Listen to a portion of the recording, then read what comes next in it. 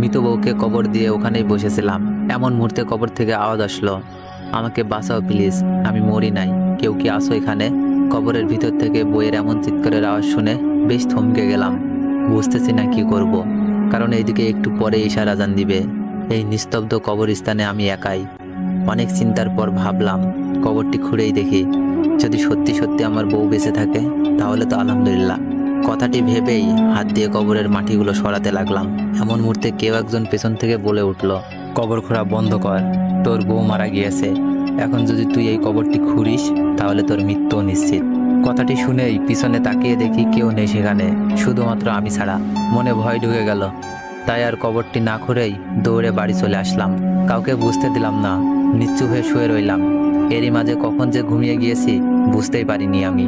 ঘুমের মধ্যে স্বপ্নে দেখতে পেলাম আমার বউ আমাকে বলতেছে, আশিক, কাজটি তুমি ঠিক করো নাই, আমি এখন পর্যন্ত বেঁচে আছি, তুমি আমাকে বাঁচাও প্লিজ।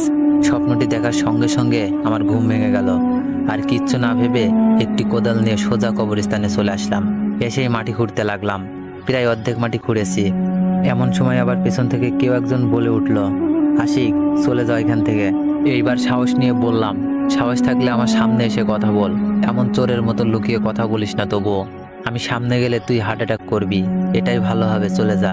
আমি কোনোভাবেই চলে যাব না, যদিও যাই আমার বউকে নিয়েই যাব, ও এখনো মারা যায়নি। দেখি লোকটা হাসতে হাসতে বলল, আমার কথাগুলো শুনলি না, তোকে পস্তাতে হবে। আমি বললাম, সেটা তোকে নিয়ে ভাবতে হবে না, আমার কাজ আমাকে করতে দে, বুঝতে পেরেছিস? কথাটি বলেই আবার কবরটি খুঁড়তে লাগলাম। প্রায় 10 মিনিট পরে যখন কবরটা পরিপূর্ণভাবে খোঁড়া হয় তখন নিচে নামতেই দেখতে পাই আমার বউয়ের মাথাটি পায়ের দিকে আর পা দুটি মাথার দিকে আছে, যা দেখে আমার শরীর থপথপ করে কাঁপতাছে এবং ঘামতাছে। চিৎকার শুরু করলাম, মিম, তুমি কি বেঁচে আছো? যদি বেঁচে থাকো তাহলে আমার সঙ্গে চলো। কথাটি বলেই সঙ্গে সঙ্গে কবরের ভিতর থেকে আওয়াজ আসলো, স্বামী, তুমি এসেছো আমাকে নিতে?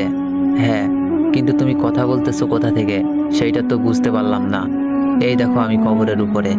কথাটি শুনেই উপরে তাকিয়ে দেখি সত্যি তো আমার বউ উপরে। তখন জিজ্ঞেস করলাম, তুমি উপরে থাকলে তাহলে নিচে কে? নিচে তো কেউই নেই। কথাটি শুনেই নিচে তাকিয়ে দেখি সত্যিই তো নিচে কেউ নেই। মুহূর্তের মধ্যেই উধাও। এই, তুমি না এখানে ছিলে, তাহলে মুহূর্তের মধ্যে উপরে গেলে কিভাবে? তোমার সামনেই তো উঠলাম আর তুমি দেখতে পেলে না, এইটা কোনো কথা? একদম মিথ্যা বলবে না। উঠেছি আমি, তুমি লক্ষ্য করো নাই? ও আচ্ছা, তুমি মৃত্যুর পরে কিভাবে বেঁচে উঠলে? তুমি তো মরে গিয়েছিলে। না, আমি মরি নাই। ঠিক আছে, এখন বাসায় চলো। কবরস্থানে বর্তমানে কেউ নেই, পুরো এলাকা নির্জন। আরে ভয় করিও না, আমি তো আছি। বইয়ের কথাই আশিক একটু আশ্চর্য হলো, কারণ যেই মেয়েটি সন্ধ্যা হলে বাইরে যেতে ভয় পেত সে কিভাবে বলতেছে ভয় পেও না, আমি আছি। আচ্ছা মিম, তোমার ভয় লাগতেছে না? না, ভয় লাগতেছে না। তুমি থাকতে কিসের ভয় বলো? এরপরে মিমকে নিয়ে সোজা বাসায় চলে আসলাম। বাসায় আসার সঙ্গে সঙ্গে সবাই ওকে দেখে বেশ আশ্চর্য হলো, কারণ একটি মৃত ব্যক্তি কিভাবে জ্যান্ত মানুষের মতো চলাফেরা করতেছে। সবাই জিজ্ঞেস করলো, কি ব্যাপার মিম, তুমি মারা যাওনি? আশ্চর্য, আমি মারা যাব কেন? আপনারা বুঝতেছেন না। আপনারা বুঝতে না পেরে আমাকে মৃত ভেবে মাটি দিয়েছিলেন। ও যাক, আল্লাহ তোমাকে বাঁচিয়ে রেখেছে, এইটা দেখে আমরা খুশি হলাম। তাই? হ্যাঁ, কারণ তোমার মতো। কথাটি শেষ হতে না হতেই আশিক বলে উঠল, মিম, তোমার শরীর অপরিষ্কার, ওয়াশরুমে গিয়ে পরিষ্কার হয়ে আসো। ঠিক আছে। এরপরে এভাবে 3-4 দিন চলে গেল। হঠাৎ একদিন রাতে লক্ষ্য করলাম মিম বিছানায় নাই। তাই কৌতূহলবশত বাইরে বের হলাম খোঁজার জন্য। বাইরে আসার সঙ্গে সঙ্গে দেখতে পাই মিম উঠান ঝাড়ু দিচ্ছে। একটু গলা হাসড় দিয়ে জিজ্ঞেস করলাম, মিম, তুমি এত রাতে উঠান ঝাড়ু দিচ্ছ কেন? কাহিনী কি? হ্যাঁ, দেখো না স্বামী, জায়গাটা কত অপরিষ্কার। এমন স্থানে কেউ থাকে বলো? প্রায় 3 বছর এমনভাবেই থাকলে হঠাৎ তোমার এতটা পরিবর্তন, বুঝলাম না। তোমাকে বোঝা লাগবে না, চলো ঘুমাতে যাবো এখন। কথা বাড়ালাম না, মিমের সঙ্গে ঘুমিয়ে পড়লাম। পরের দিন সকালবেলা উঠে একটু বাইরে যেতেই শুনতে পেলাম কবরস্থান থেকে লাশ হারিয়ে যাচ্ছে। সেই লাশগুলো আবার একটি পুকুর পাড়ে পাওয়া যাচ্ছে, কিন্তু লাশের চোখ দুটি করেই নিখোঁজ। কথাটি শুনে একটু ভয় পেলাম মনে। তার সামনে না গিয়ে সোজা বাসায় আসলাম। বাসায় এসে দেখি মিম বাসায় সব কাজ করতেছে। বুঝলাম না, যেই মেয়েটা কাজকে ভয় পেত সেই মেয়েটা কিভাবে এত কাজ করছে। এমন মুহূর্তে মা এসে বলে, আশিক, বাবা তোকে কিছু কথা বলতে চাই আমি।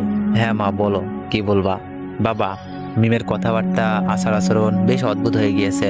যেই মেয়েটা কোনো কাজ পারতো না সেই এখন সব কাজ করছে। আবার বলে, আরো কাজ থাকলে বলো আমাকে। মায়ের কথা শুনে আমিও বেশ অবাক হলাম, কারণ আমিও এইসব পরিবর্তন দেখতেছি মিমের মধ্যে। মা, আমি দেখতেছি এ ব্যাপারটা, তুমি চিন্তা করিও না। সারা দিনটি যাওয়ার পরে রাত্রে মিমকে বললাম, মিম, তুমি কি সত্যি আমার বউ? মিম বলে, এমন অদ্ভুত প্রশ্ন শুনে মিম উত্তর দিল, তুমি যে কেমন প্রশ্ন করো, আমার কাছে উত্তর থাকে না। তাই এই, তুমি এখন ঘুমাও তো, আমার ভীষণ ঘুম পাচ্ছে এখন। কথাটি শুনে ঘুমের ভান করে থাকলাম, আর মনে মনে ভাবলাম আমাকে জানতেই হবে মিমের আসল কাহিনীটা কি। কবর থেকে উঠে আসার পরেই কি এমন হলো? এইভাবে চিন্তা করতে করতে রাত 12টা বেজে গেল। এমনও মুহূর্তে দরজা খোলার শব্দ পেলাম, তাই সঙ্গে সঙ্গে উঠে পড়লাম। উঠেই দেখি মিম একটি সাদা শাড়ি পরে কোথায় যেন যাচ্ছে। কৌতূহল হয়ে তার পিছু নিলাম, দেখি কোথায় যায়। এত রাতে এই সাদা শাড়ি পরে প্রায় 2-3 মিনিট পিছু নেওয়ার পরে দেখলাম মিম কবরস্থানের দিকে যাচ্ছে, যেটা দেখে আমার বুকটা একটু কম্পন দিয়ে উঠল। তবুও পিছু যেতে থাকলাম। অবশেষে যখন কবরস্থানের কাছে চলে আসলাম, তখনই দেখি মিম তার শরীর থেকে সেই সাদা শাড়িটি সম্পূর্ণ খুলে ফেললো। এইবার মিম চিৎকার করে বলতে লাগলো, অভ্র, খুব শীঘ্রই তুমি আবার পৃথিবীতে চলে আসবে, আর মাত্র কিছু চোখ লাগবে। মিমের এমন চিৎকারের আওয়াজ শেষ হওয়ার পরে সঙ্গে সঙ্গে একটি ছেলে কণ্ঠ ভেসে আসলো, কোহিলিকা, তোমার জীবনে আমি শীঘ্রই ফিরে আসব, তুমি চেষ্টা চালিয়ে যাও। এমন মুহূর্তে পেছন থেকে কেউ একজন এসে আমাকে বলে, গল্পটি সেকেন্ড পার্ট চাইলে বেশি বেশি কমেন্ট করুন। আর যদি আপনারা ফুল গল্পটি